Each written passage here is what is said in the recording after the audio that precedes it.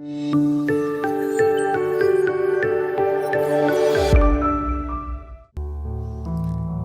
saudara, kita berjumpa lagi di ibadah minggu hari ini. Mari kita persiapkan hati dan juga berikan persembahan yang terbaik untuk Tuhan. Kita mau satu di dalam doa. Bapa, terima kasih Tuhan. Kami mau mengucap syukur untuk setiap anugerah-Mu yang boleh kami alamin setiap hari Tuhan. Kami percaya kalau kami masih ada sampai hari ini itu semua karena berkat dan anugerah-Mu. Kalau sekarang kami mau datang bersujud di hadapan-Mu, kami mau bawa persembahan terbaik kami. Hadirlah di tengah kami Bapa. Bapa, Engkaulah segalanya di dalam hidup kami.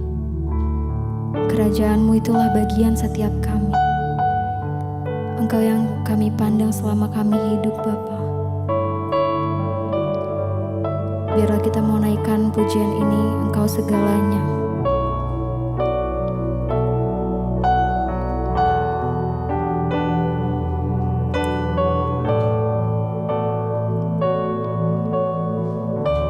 Kaulah segalanya. Kaulah segalanya. Engkau segalanya di dalam hidup kami.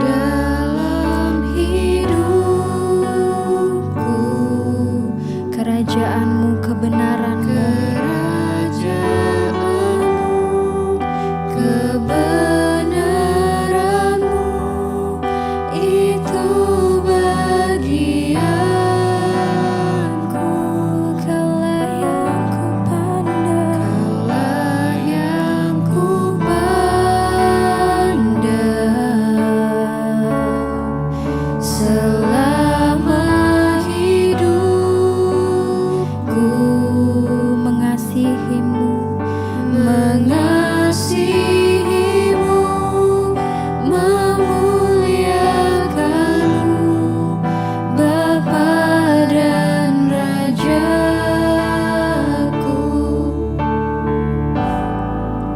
Kaulah segalanya di dalam hidupku.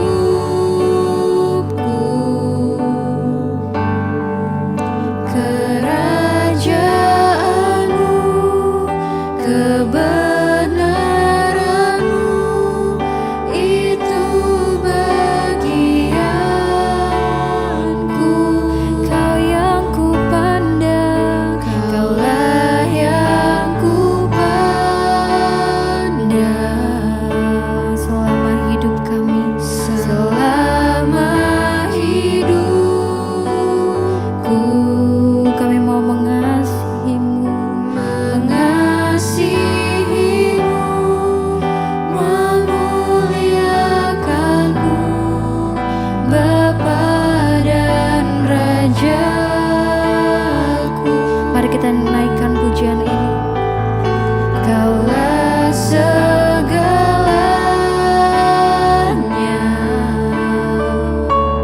Engkau segalanya bagi hidup kami Tuhan. Engkau segalanya di hidup kami. Kerajaan-Mu, kebenaran-Mu itulah bagian kami Tuhan. Itu bagianku. Biarlah hanya Engkau yang kami pandang selama hidup kami.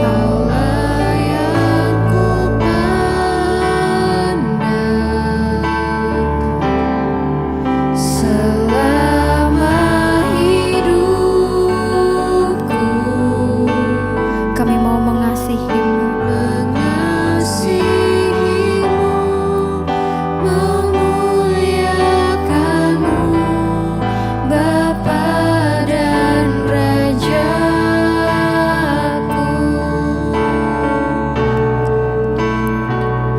Yesus, hanya kepadamu kami berseru, karena hanya Engkaulah penyelamat kami Bapa. Terpujilah Engkau Tuhan kami di atas segala-galanya.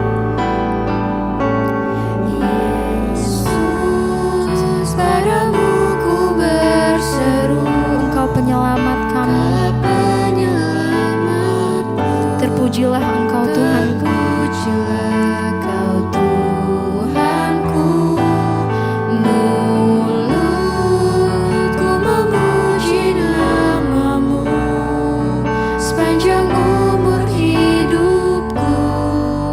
Terpujilah Kau Tuhanku di atas segalanya.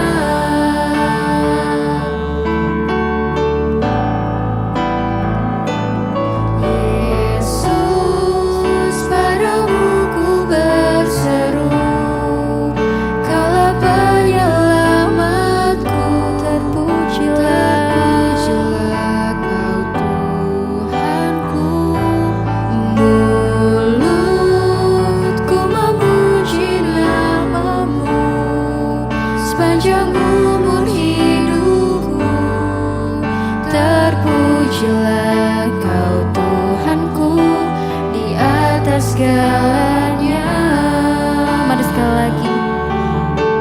Yesus, padamu kami berseru. Yesus, padamu ku berseru, Engkaulah penyelamatku. penyelamatku. Terpujilah Kau Tuhanku, mulutku memuji nama-Mu sepanjang umur hidupku. Terpujilah Kau Tuhanku di atas segalanya. Mengikut Yesus. Mengikut Yesus, itulah kesukaan hatiku. Kami mau lepas semua hak kami Tuhan, Lepas semua hak, untuk mengenal setiap kehendak-Mu di dalam hidup setiap kami. mengenal kehendaknya di hidupku.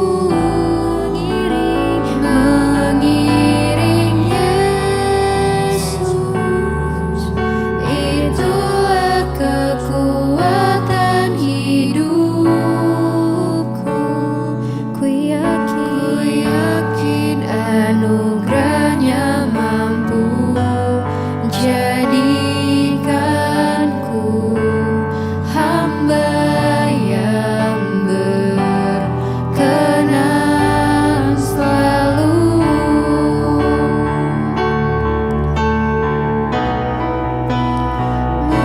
Mengikut Yesus, itulah kesukaan hatiku. Kami mau lepas semua hak kami Tuhan. Lepas semua hakku, Kami mau mengenal kehendak-Mu di atas hidup kami. mengenal kehendaknya di hidupku. Mengiring Yesus, itulah kekuatan hidupku. Ku yakin anugerahnya mampu jadikanku hamba yang berkenan selalu.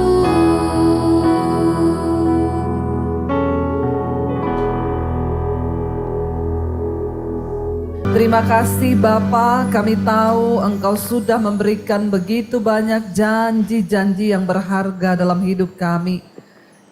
Tinggal kamilah yang harus berusaha untuk mendapatkan janji itu sesuai dengan firman-Mu ya Bapa. Ajarkan kepada kami Tuhan, tidak hanya menuntut Tuhan, tapi biarlah kami bertanya hari-hari ini apa yang harus kami lakukan supaya kami boleh mendapatkan perkenanan Tuhan dalam hidup kami.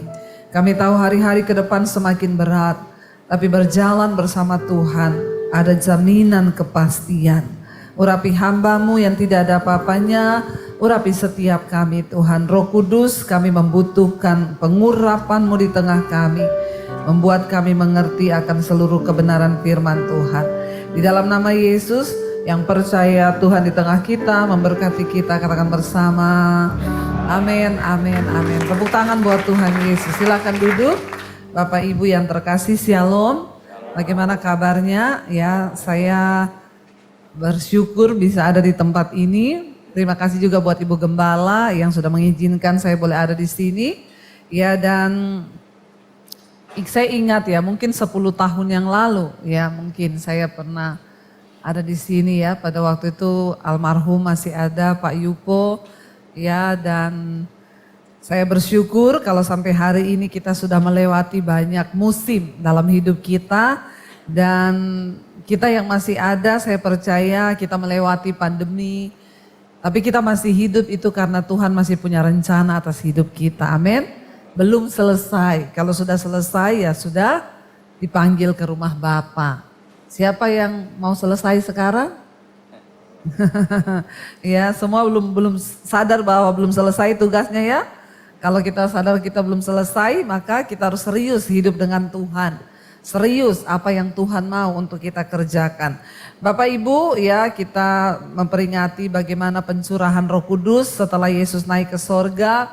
Roh Kudus dicurahkan, dan saya percaya ketika Roh Kudus, kenapa Yesus berkata kepada murid-muridnya, jangan pergi dulu memberitakan Injil.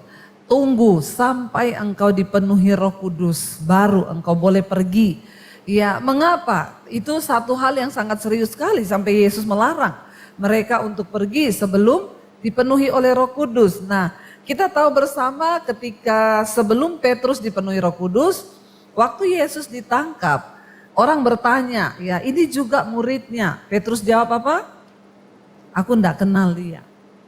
Ya, memang membuktikan sahabat sejati itu waktu kita dalam kesukaran.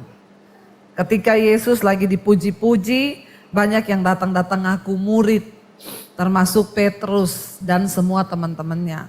Tapi ketika Yesus ditangkap dalam kesulitan, bahkan mau dibunuh, ya ditanya, ini temannya dia? Jawabannya bukan. Ya, sahabat sejati itu terbukti ketika engkau ada dalam kesulitan. Waktu kita lagi senang, banyak yang datang ngaku-ngaku saudara. Ya, bahkan gak dikenal pun ngaku, oh iya ini saudara loh ya. Saudara dari mana? Ya sepupu berapa kali, lain kali. Ya, itu banyak. Namanya juga manusia. Ya, tapi ketika kita dalam pergumulan, dalam tekanan, dalam kesedihan, nah orang yang datang mengaku saudara, nah itulah sahabat yang sejati. Ketika Petrus belum dipenuhi Roh Kudus, dia menyangkal Yesus. Tapi ketika Roh Kudus penuhi mereka setelah peristiwa Pentakosta, ya Yesus berkata jangan pergi sampai Roh Kudus itu dikirim kepadamu. Mereka melihat, mereka dilawat oleh Roh Kudus di peristiwa Pentakosta di loteng Yerusalem. Apa yang terjadi? Kalau saudara baca di Kisah Para Rasul itu 1-2 itu peristiwanya bagaimana ya mereka menuju ke Pentakosta. Lalu pada Kisah Rasul pasal yang ketiga itu Petrus sudah mengalami jamahan Roh Kudus. Ya, dan dia mulai menyembuhkan orang-orang lumpuh, orang sakit. Ya, siapapun yang ditemui disembuhkan. Ya, bahkan akhirnya dia mulai berani berkhotbah. Saudara jangan jadi Kristen yang cuma bikin panas kursi gereja.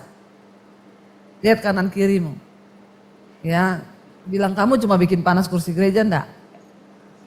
Kita ini beribadah bukan cuma datang, duduk, diam, pulang. Tapi mari kita lakukan sesuatu, ambil bagian di dalam kerajaan Allah.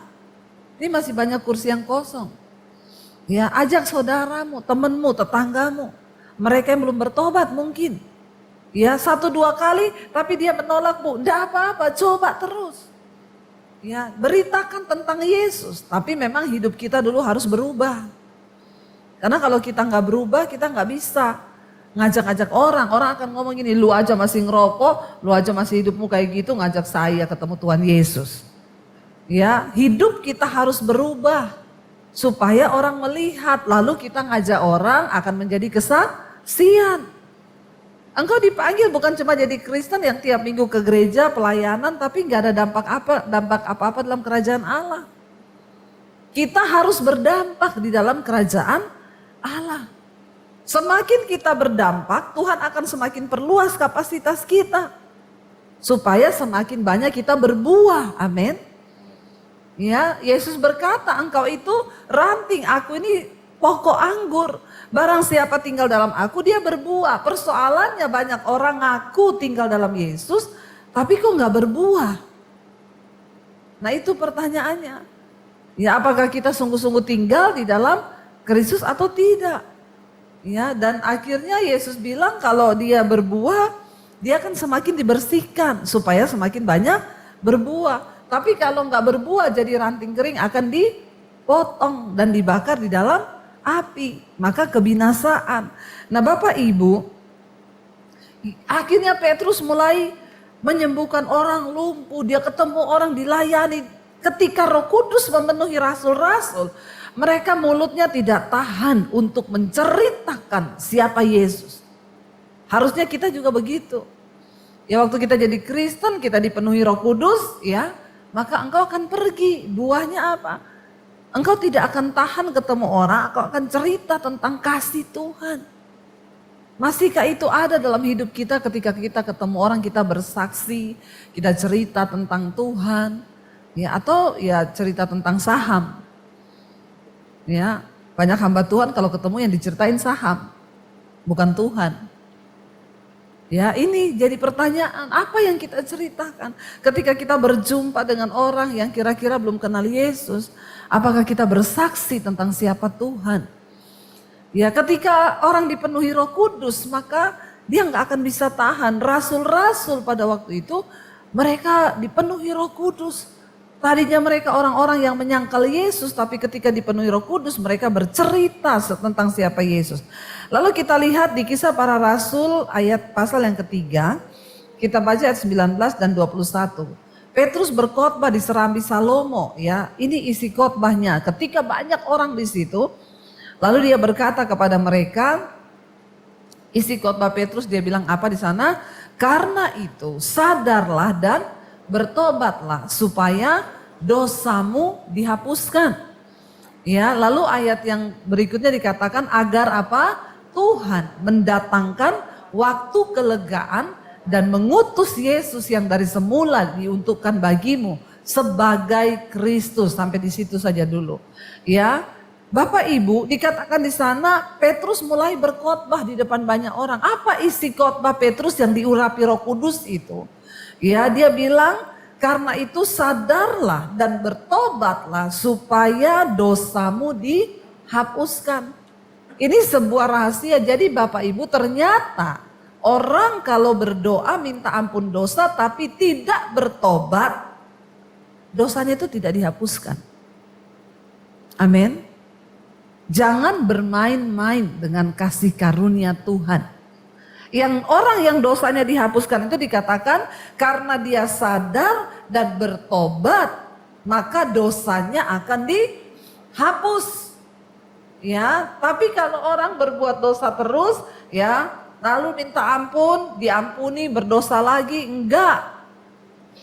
Ya, berbahagialah orang yang mengakui dosanya dan meninggalkannya, kata firman Tuhan. Ya, Petrus berkhotbah.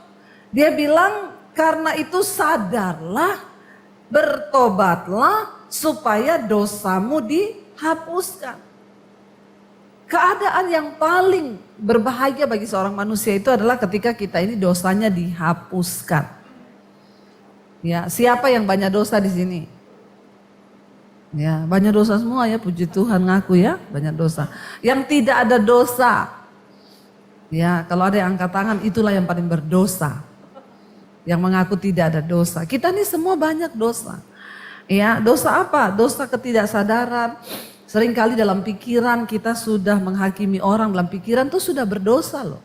Belum muncul pada perbuatan. Kita baru lihat orang, lihat mukanya orang gak senyum, lalu kita pikir, nih orang sama saya kok gini banget ya. Itu udah dosa. Ya, jadi kalau mau dihitung setiap hari ini kita ini sebenarnya banyak dosa. Tapi Alkitab bilang berbahagia orang yang dosanya itu diampuni. Karena kalau kita nggak diampuni, hidupmu tuh sial. Usahanya sial, bisnisnya sial, keadaannya sial. Banyak orang datang pada saya bertanya, Bu, kenapa saya ini sial ya? Biar engkau panggil pendeta hebat sekali siapapun, suruh doa, tumpang tangan, tumpang kaki.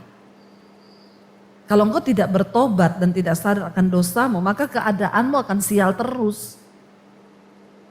Ya, jadi bukan soal jangan kita ini jadi Kristen yang salah. Ya apalagi titip doa, oh saya sudah dikasih minyak urapan. Katanya nanti kalau sial ini minyak disiram. Biar mau dipakai mandi. Mengerti kebenaran yang sebenarnya. Ya, yang sial itu orangnya. Makanya saya selalu bilang kalau ada orang datang ya mau doain rumah. Bu, saya minta ibu doain rumah saya ya, saya mau pindah rumah baru. Tapi saya enggak ada, ibu aja datang nanti saya kasih kunci, nanti ada pegawai saya. Ya, saya bilang pret. Orang Kristen itu kadang-kadang salah pemahaman. Dia pikir ketika dia bisa datangkan pendeta, pendeta suruh doain, dikasih amplop, pendetanya pergi doain rumah kosong. Itu juga pendeta kalau ada yang mau begitu, pendeta goblok. Ya, cuma karena dapat amplop mau pergi. Kita harus kasih pemahaman yang benar. Saya sering bilang Bapak Ibu, kalau Bapak Ibu nggak ada nggak usah doa dulu. Kenapa? Karena kita harus menyampaikan firman. Ya Bapak Ibu yang doain urapi rumah itu. Saya hanya berdoa Bapak Ibu sendiri yang urapi. Supaya setan tahu dengan imanmu lah yang tinggal di rumah itu. Ya bukan pendetanya siapa tapi orangnya yang tinggal di rumah itu. Yang harus punya iman yang benar. Kalau cuma engkau undang pendeta, dia berdoa, saudara nggak ngapa-ngapain, pendetanya pulang, waktu didoakan rohnya pergi, pendeta pulang, dia ajak 7 roh lebih jahat, maka rumahmu jadi sarang setan. Lalu engkau bilang, padahal lu saya suruh pendeta itu loh berdoa, lah kau tidak bertobat. Makanya rumahmu jadi sarang setan. Keluarga ribut terus, berantem terus, karena orangnya nggak sadar dan tidak bertobat. Ya, demikian juga mau beli rumah, mau cari apa, banyak orang datang itu rumahnya tusuk sate loh, sial. Yang sial itu orangnya, bukan rumahnya, bukan soal tempatnya. Walaupun tempat itu ada setannya, kalau yang masuk orang benar, maka setan pergi, amin. Jadi buang pemahaman-pemahaman yang salah. Kalau kita dipenuhi Roh Kudus berkuasa atas kita. Saya kalau cari rumah malah yang tusuk sate. Ya, kalau ada rumah tusuk sate, lama tidak dihuni, kalau bisa ada setannya. Kenapa? Harganya murah. Ya, iya dong kita masuk, ya. Sampai saya dulu waktu beli rumah saya yang terakhir nih, satpamnya bilang, ibu kok beli rumah itu tuh rumah lama tidak dihuni loh. Rumah kosong ada setan. Nggak apa-apa Pak, kalau saya masuk setannya saya usir, nanti pindah ke pos Bapak.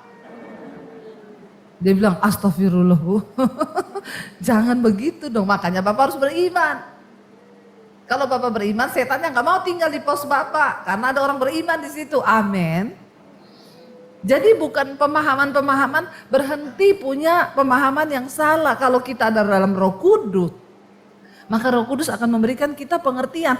Ayat ini berkata dengan jelas, karena itu sadarlah dan bertobatlah supaya dosamu dihapuskan, agar Tuhan mendatangkan apa di sana dikatakan waktu kelegaan.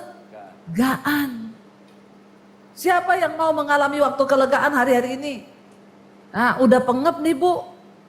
Ya, ada orang bilang sama saya, Bu doain dong biar saya jadi orang kaya. Udah capek miskin terus. Banyak masalah hidup kalau miskin. Enak aja doakan supaya jadi orang kaya. Pergi sana ke Gunung Kawi. Kalau cuma mau cari kekayaan. Ya, engkau pikir setelah engkau kaya engkau nggak ngep juga kalau nggak ada Yesus. Bagaimana kita ini bisa memiliki hidup di dalam kelegaan? Orang kaya juga banyak masalah. Jangan Bapak Ibu pikir orang kaya itu nggak ada masalah. Masalahnya lebih banyak dari kita. Makin kaya orang, makin banyak orang yang menghabiskan kekayaannya. Makin banyak masalah yang dia pikir. Orang punya rumah satu, pikirannya satu. Tapi kalau punya rumah dua, pikirannya Jangan pikir setelah kaya itu nggak ada pikiran apa-apa, justru ya.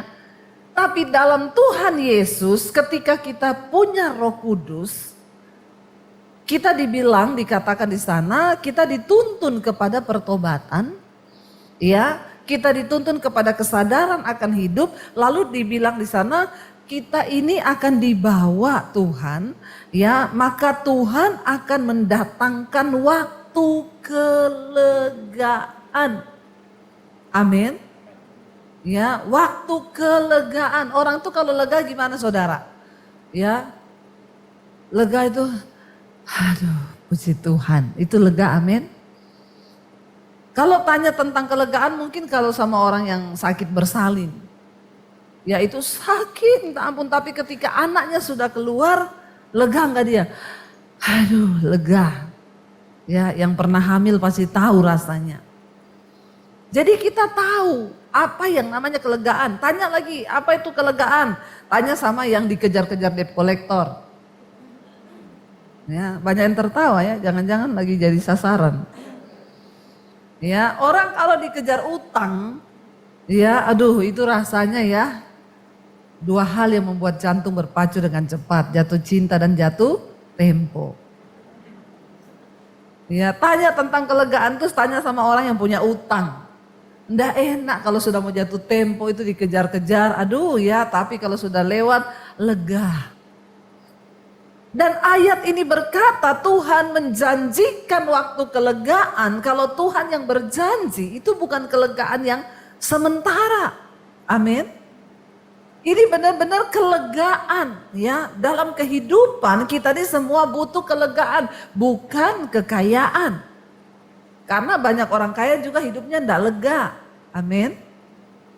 Tapi sekalipun kita mungkin ada dalam tekanan bersama Tuhan, ya kita akan memiliki kelegaan. Nah syaratnya tadi Petrus berkata dalam khotbahnya, ya itu dikatakan apa? Karena itu sadarlah dan bertobatlah. Supaya apa? Supaya dosamu dihapuskan. Dan ayat 20 berkata, agar Tuhan mendatangkan waktu kelegaan dan mengutus Yesus yang dari semula itu diuntukkan bagimu sebagai Kristus. Ya, Bapak Ibu, ketika kita ini sadar, bertobat, meninggalkan dosa, dosa kita dihapuskan, itulah yang mendatangkan kelegaan di dalam hidup kita. Ya, makanya mari kita lebih sungguh lagi mencari Tuhan hari-hari ini. Semua orang membutuhkan kelegaan. Apalagi menghadapi masa-masa ke depan ini tidak akan semakin baik loh. Alkitab berkata, ya bukan ramalan, tetapi firman Tuhan berkata bahwa hari-hari terakhir itu akan menjadi masa yang sulit. Akan datang masa yang sukar. Ya, orang akan mencintai diri dan akan menjadi hamba uang. Dan uang semakin diburu, semakin hilang. Ya, semakin sulit. Hari-hari ini saudara rasa nggak? Susah nggak cari uang? Susah nggak cari uang Bapak Ibu? Coba saudara jalan dari sini sampai ujung Mangga 2 sana, coba cari uang di jalan, ada enggak? Susah toh cari uang? Ya, jangankan 1 juta, nyari 100.000 di jalan ada enggak? Itu berarti memang susah cari uang. Apalagi istri yang gak dikasih uang sama suaminya. Cari di bawah bantal, cari di dompet, susah cari uang. Bener gak ibu-ibu? Nggak usah angkat tangan, nanti suamimu malu. Di sini orangnya itu cool-cool ya, nggak bisa tertawa. Ya, nah ini baru terdengar tertawanya, dibilang nggak bisa tertawa baru tertawa ya. Kita harus bersuka cita loh hari-hari ini ibu-ibu, bapak-bapak ya. Supaya apa? Hidup ini memang berat, tetapi kita ikut Tuhan yang berjanji hari ini akan memberikan waktu kelegaan bagi kita. Ya, Petrus berkata, sadarlah dan bertobatlah. Maka dosamu dihapuskan dan Tuhan memberi waktu kelegaan bagimu. Bangsa Israel ketika mereka hidup dalam dosa, tabut Tuhan diletakkan di Silo ketika sejak zaman hakim-hakim. Ketika tabut Tuhan ditaruh di Silo di tempatnya Imam Eli, dan kedua anaknya Hofni dan Pinehas. Mereka berbuat dosa di hadapan Tuhan. Alkitab berkata kedua anaknya ini tidak menghormati Tuhan. Persembahan yang dibawa oleh bangsa Israel sebagai korban bakaran bagi Allah, mereka ambil lemak-lemaknya, mereka bakar, mereka makan, padahal itu untuk Tuhan. Bukan hanya itu, mereka meniduri pelayan-pelayan Tuhan di bait suci. Mereka melakukan percabulan, ya mereka melakukan dosa kenajisan. Hati-hati, para pelayan Tuhan harus menjaga hidup kudus di hadapan Tuhan. Jangan engkau berlaku cemar, engkau bersinah, engkau berbuat cabul, lalu engkau datang dan pergi. Maaf ya, Tuhan itu Tuhan yang kudus dan Dia melihat hidupmu di luar gereja dan di dalam gereja, itu Tuhan tahu. Ketika mereka tidak lagi menghormati bait Allah, di sana ada tabut perjanjian yang diletakkan, itu berbicara tentang kehadiran Tuhan. Tapi Imam Eli dan anak-anaknya berbuat dosa. Eli dianggap Tuhan berbuat kesalahan di hadapan Tuhan karena apa? Dia membiarkan anak-anaknya berbuat dosa. Dia nggak tegur. Dan Tuhan bilang, engkau lebih menghormati anak-anakmu daripada aku. Makanya Tuhan berkata, aku akan mendatangkan masa kegelapan bagi engkau dan seluruh keluargamu. Dan singkat cerita, akhirnya Tuhan murka karena bait Allah sudah dicemarkan. Gereja kita ini adalah wadah di mana Tuhan bisa hadir di tengah bangsa ini. Tapi kalau gereja sudah cemar, maka bagaimana Tuhan menyatakan kemuliaannya bagi bangsa? Ketika gereja cuma sibuk dengan kepentingan diri, banyak politik di dalamnya. Ya, banyak hal-hal yang tidak berkenan kepada Tuhan, bahkan kenajisan, percabulan terjadi di mimbar. Maka itu sama dengan kita menghina Tuhan. Akhirnya Tuhan membangkitkan orang Filistin untuk datang berperang melawan bangsa Israel. Ketika mereka maju berperang, mereka masih GR, dipikir Tuhan akan membela mereka. Ketika mereka akhirnya berperang melawan orang Filistin, kalah, terpukul. Lalu para tua-tua Israel berkata, kenapa Tuhan membiarkan kekalahan ini menimpa kita? Ya, coba kita baca bersama, itu ada di dalam 1 Samuel. 1 Samuel pasal yang keempat. Kita lihat di sana tabut Tuhan dirampas. Ya, dikatakan di sana 1 Samuel 4 ayat yang pertama. Dan perkataan Samuel sampai ke seluruh Israel. Orang Israel maju berperang melawan orang Filistin dan berkemah dekat Ebenezer. Sedangkan orang Filistin berkemah di Afek. Orang Filistin mengatur barisannya. Di sana dikatakan ya. Orang Filistin mengatur barisannya berhadapan dengan orang Israel. Ketika pertempuran menghebat, terpukullah kala orang Israel oleh orang Filistin yang menewaskan kira-kira 4.000 orang di medan pertempuran itu. Ketika tentara itu kembali ke perkemahan, berkatalah para tua-tua Israel, mengapa Tuhan membuat kita terpukul kalah oleh orang Filistin pada hari ini? Marilah kita mengambil dari Silo tabut perjanjian Tuhan, supaya ia datang ke tengah-tengah kita dan melepaskan kita dari tangan musuh kita. Pada waktu itu orang Israel, Bapak Ibu, berpikir kalau mereka membawa tabut Allah, maka mereka akan menang. Karena dari dulu tabut Allah itu berbicara tentang kemenangan. Ya, mereka masih berpikir bahwa sesuatu yang sifatnya rohani itu melambangkan lambang rohani akan membuat mereka itu bisa menang. Lalu mereka membawa, ayat 4 berkata di sana, kemudian bangsa itu menyuruh orang ke Silo. Lalu mereka mengangkat dari sana tabut perjanjian Tuhan semesta alam yang bersemayam di atas para kerub. Kedua anak Eli, Hofni dan Pinehas ada di sana dekat tabut perjanjian Allah itu. Segera sesudah tabut perjanjian Tuhan sampai ke perkemahan, bersoraklah seluruh orang Israel dengan nyaring sehingga bumi bergetar. Dan orang Filistin yang mendengar bunyi sorak itu berkata, apakah bunyi sorak yang nyaring di perkemahan orang Ibrani itu? Ketika diketahui mereka bahwa tabut Tuhan telah sampai ke perkemahan, ketakutanlah orang Filistin. Sebab kata mereka, Allah mereka telah datang ke perkemahan itu dan mereka berkata, celakalah kita, sebab seperti itu belum pernah terjadi dahulu. Ayat 8, celakalah kita, siapakah yang akan menolong kita dari tangan Allah yang maha dahsyat ini? Inilah juga Allah yang telah menghajar orang Mesir dengan berbagai-bagai tulah di padang gurun. Tetapi saudara lihat ayat yang ke-9, orang Filistin berkata, kuatkanlah hatimu dan berlakulah seperti laki-laki, hai orang Filistin, supaya kamu jangan menjadi budak orang Ibrani itu seperti mereka dahulu menjadi budakmu. Berlakulah seperti laki-laki dan berperanglah. Ayat 10 berkata, lalu berperanglah orang Filistin sehingga orang Israel terpukul kalah. Ada tabut nggak di sana? Ada. Tabut dibawa. Mereka berpikir mereka akan menang kalau membawa tabut.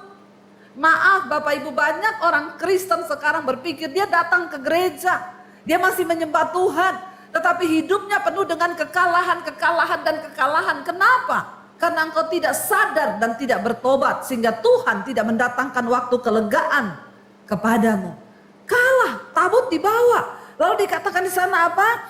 Ya, maka kalahlah ya, terpukul kalah orang Israel. Lalu berperanglah orang Filistin, ayat 10, sehingga orang Israel terpukul kalah. Mereka apa? Melarikan diri masing-masing ke kemahnya.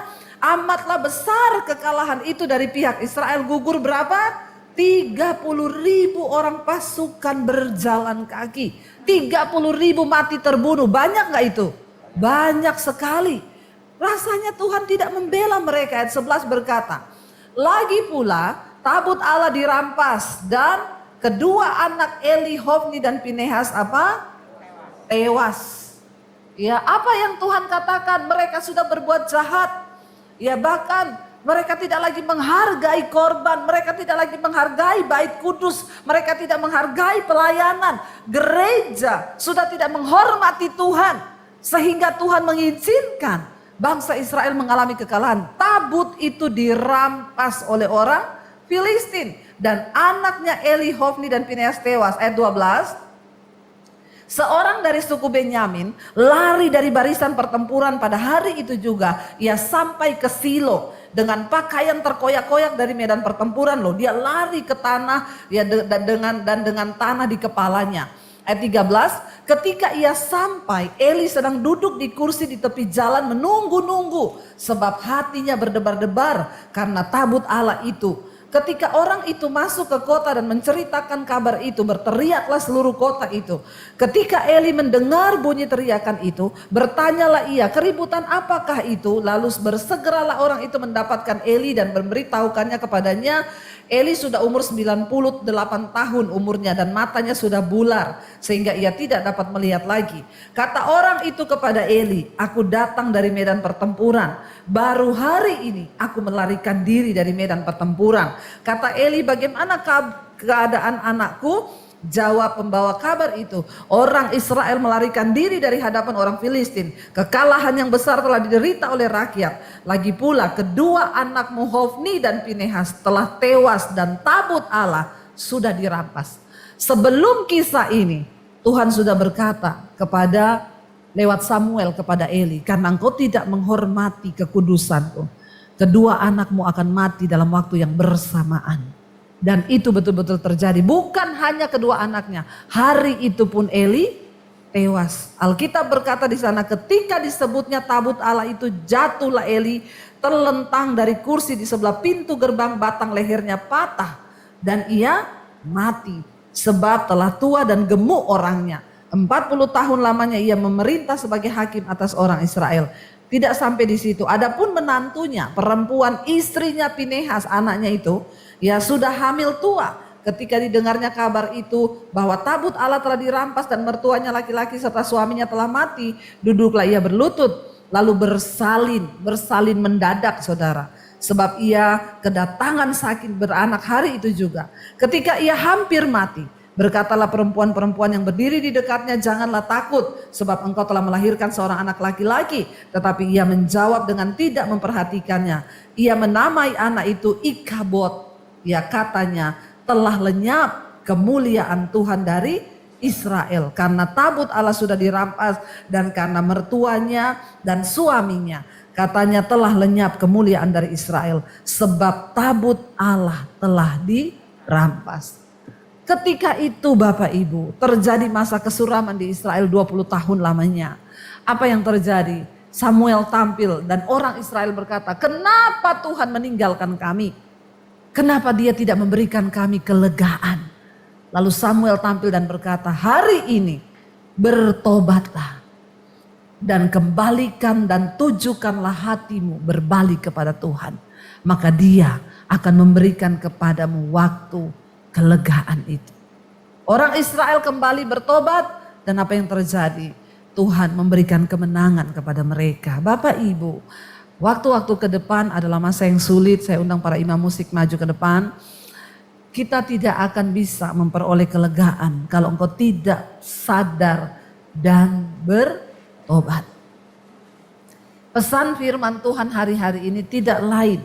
Mari kita sadar, bertobat dan berjaga-jaga. Karena hanya orang-orang yang hidup dalam pertobatan yang akan melihat jalan-jalan Tuhan bukakan. Hanya orang-orang yang mau hidup di dalam pertobatan yang akan melihat kelegaan demi kelegaan Tuhan berikan. Yang kita butuhkan bukan jadi kaya, tapi kita butuh kelegaan yang dari Tuhan. Kita butuh kelegaan dalam rumah tangga kita. Kita butuh kelegaan di dalam segala hidup kita. Tetapi ketika kita sungguh-sungguh bertobat, maka Tuhan yang akan menjadi jawaban. Mari kita bangkit berdiri bersama. Terima kasih Tuhan. Kami tahu Engkau Tuhan yang turut bekerja mendatangkan kebaikan di hidup kami. Berikan kami kekuatan Tuhan untuk berjalan di dalam jalan-jalan-Mu. Biar ketaatan senantiasa ada di dalam hidup kami. Biar pertobatan selalu ada dalam hidup kami Tuhan. Hari ini kami datang di hadapan Tuhan. Firman-Mu berkata, sadarlah dan bertobatlah agar dosamu dihapuskan dan Tuhan memberikan waktu kelegaan itu. Saudara yang membutuhkan waktu kelegaan, angkat tanganmu di tempatmu. Katakan, Tuhan, ini hidup kami. Kami membutuhkan kelegaan yang dari Tuhan. Kami membutuhkan jamahan Tuhan. Kami membutuhkan jalan keluar yang dari Tuhan. Mungkin hari-hari ini Bapak, kami sudah berseru dan berkata, Tuhan, rasanya tidak ada jalan lagi. Tapi hari ini kami mengerti firman-Mu berkata, ketika kami bertobat, kami sadar dan kami kembali kepada Tuhan, maka Engkau memberikan waktu kelegaan itu dalam hidup kami. Ajar kami menghormati Tuhan. Ajar kami sungguh-sungguh hidup hanya bagi Engkau Tuhan.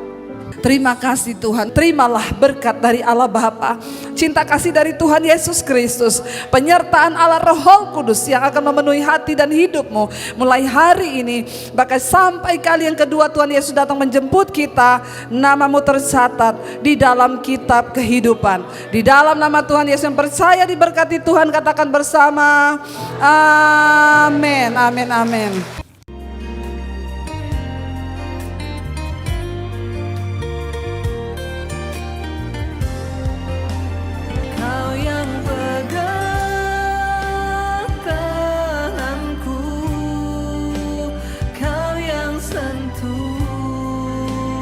hati